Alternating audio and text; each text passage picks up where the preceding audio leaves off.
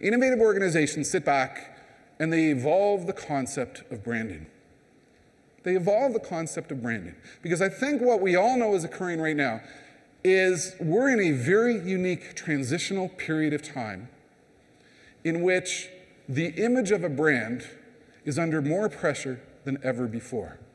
And to keep the brand unique and keep it vibrant and keep it fresh and keep it relevant and keep it real and keep it as a relationship with the consumer, we have to continually evolve what it is.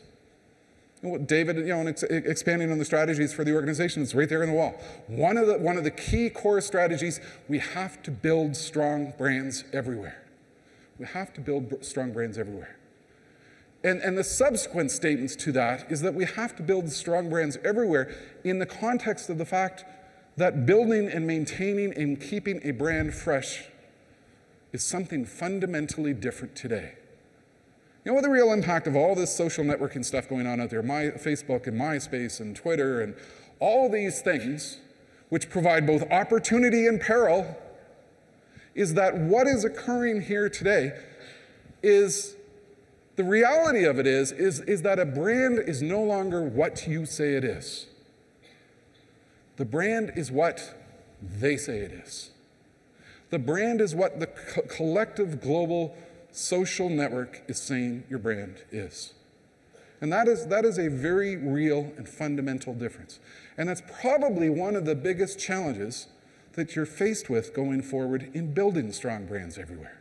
I go into a lot of organizations and I challenge them with this question. Is your brand from the olden days? Is your brand from the olden days? I went into Sony and I wrote a blog post about Sony. Think about Sony. Think about Sony. They were, at one point in time, a really cool, cutting-edge organization with the best consumer technology equipment on the planet. And then do you remember when plasma TVs first started coming out, Sony wasn't there. They had fallen behind. And do you remember when Sony brought out a music CD that had some malicious software on it because they were trying to fight the world of MP3s? And so suddenly we had this organization who was no longer cutting edge, but was going to war with its customers because it didn't know how to deal with this new interactive reality which was in front of it.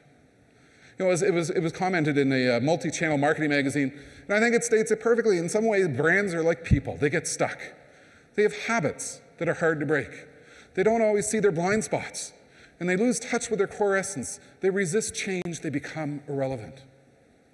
How do you keep your brands fresh? How do you keep them relevant? How do you keep them engaged? How do you keep them up to date? How do you keep them modern? This is going to be the biggest innovation challenge for you going forward.